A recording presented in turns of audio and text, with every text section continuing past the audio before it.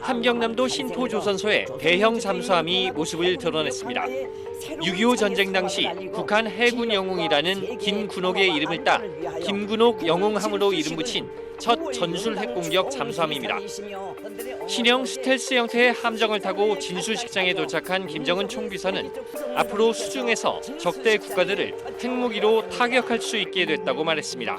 각이한 위력의 핵 투발 수단들을 다량 탑재하고 임의의 수중에서 적대 국가들을 선제 및 보복 타격할 수 있는 위협적인 수단으로 자리매김하게 되었습니다. 잠수함 함교 옆쪽으로 미사일 발사관이 큰 것 4개, 작은 것 6개가 보이는데 이곳에서 핵 탑재 미사일을 발사할 수 있다는 뜻으로 보입니다. 북한은 기존 중형 잠수함을 전술핵을 탑재하는 공격형 잠수함으로 개조했다고 밝혀 기존 1800톤급 로미오 잠수함이 개조된 것으로 보입니다. 김정은은 초형 원자로를 탑재해 동력으로 삼는 핵 추진 잠수함 건조 계획도 밝혔습니다. 앞으로 계획되어 있는 신형 잠수함들, 특히 핵 추진 잠수함과 함께 기존의 중형 잠수함들도 발전된 동력 체계를 도입하고 이딴 정찰위성 발사 실패로 체면을 구겼던 북한이 정권 수립 75주년을 하루 앞두고 전술핵 공격 잠수함을 공개한 것은 대외적으로 고도화된 핵 위협을 과시하고 주민들에겐 성과를 과시하려는 의도로 풀이됩니다. 무사 운항을 기원하며 샴페인병을 깨트리는 의식은 진수식 다음 날 이뤄졌는데 최선희 외무상이 맡았고 딸 주애나 리설주의 모습은 보이지 않았습니다. SBS 안정식입니다. 2,000톤에서 3,000톤 규모로 보이는 북한 전술핵 공격 잠수함은 전술핵인 단거리 핵탄도미사일이 주 무장입니다.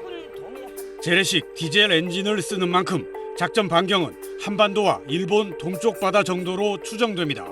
이전의 잠수함은 재래식 무기가 있었잖아요. 지금은 핵 무기가 있는 거예요.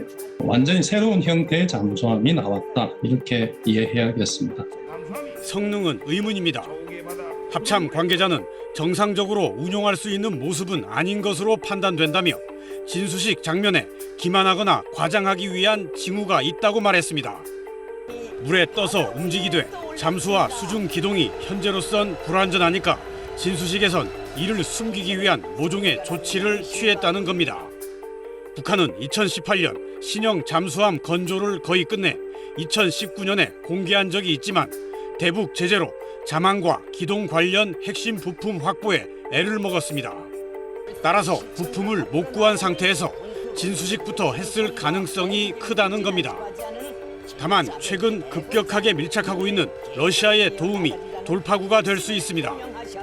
북한이 러시아에 포탄 등 재래식 무기를 제공하고 러시아가 부품을 주는 시기입니다.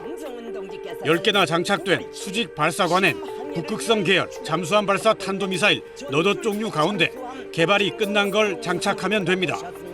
또 시험용 잠수함인 신포급에서 여러 차례 북극성 계열 미사일을 쏴서 성공했지만 전술핵 공격 잠수함으론 실사격을 한 적이 없어 실제 위력과 안정성은 가늠하기 어렵습니다. SBS 김태훈입니다.